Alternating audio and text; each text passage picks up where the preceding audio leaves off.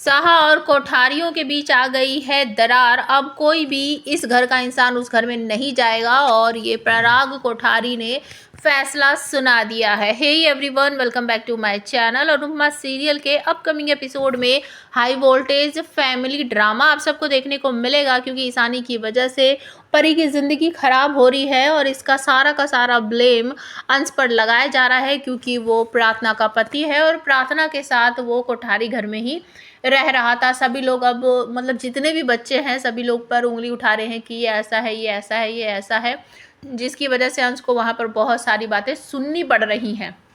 और इसके बाद पराग को इतना गुस्सा आता है कि वो अपनी घर की जो दो बहुएं हैं, जो कि अनुपमा की ही परिवार से हैं, उन बेटियां हैं, तो वो उन दोनों को कह देता है, राही को भी और माही को भी, तुम दोनों इस घर की बहुएं हो तो वहाँ उस घर में शाह हाउस में जाना भूल जाओ, और तुम राही इस घर की कोई भी बात अनुपमा जी को नहीं बताओगी।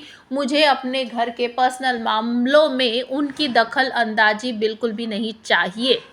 अब एक तरफ ये हो जाता है, दूसरी तरफ प्रार्थना के लिए भी डिसीजन लिया जाता है कि वो अब इस घर में रहेगी, उसकी डिलीवरी, उसका बच्चा यहीं होगा, अंश यहीं रहेगा।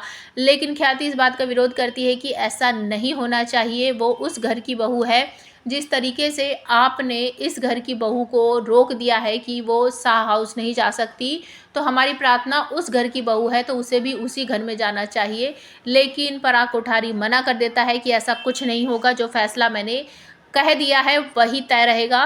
लेकिन ख्याति इसका विरोध करती है, तो पीछे से जो बा है वो चिल्लाती है कि अब तुम अपनी हदें पार कर रही हो ख्याति, जो पराग ने कह दिया है बस वही होगा। और राही बहुत दुखी है, बहुत परेशान है, क्योंकि शो में अभी तक भैया दूज का फेस्टिवल नहीं मनाया जा रहा है। और वो अंश के पास जाकर कहती है कि तुझे उस घर जाना, भैया दूज है, तू नहीं जाएगा टीका करवाने। तो अंश भड़कते हुए कहता है, मैं नहीं जाऊंगा, मैं कैसे जाऊं, मतलब इस घर में मुझे इतनी सारी बातें सुन रही है ईशानी और परी की वजह से, जो कुछ मैंने किया नहीं उन दोनों की वजह से उसके लिए मुझे इतना कुछ सुनना पड़ रहा है, और मैं उस घर में जाकर उन लोगों से टीका करवाऊँ, मुझसे नहीं होगा, मैं नहीं जाऊँगा राही।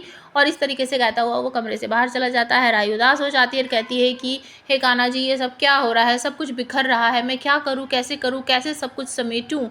आप हमें कमेंट करके बताओ अनुपमा और राही ये सब कैसे संभालेगी।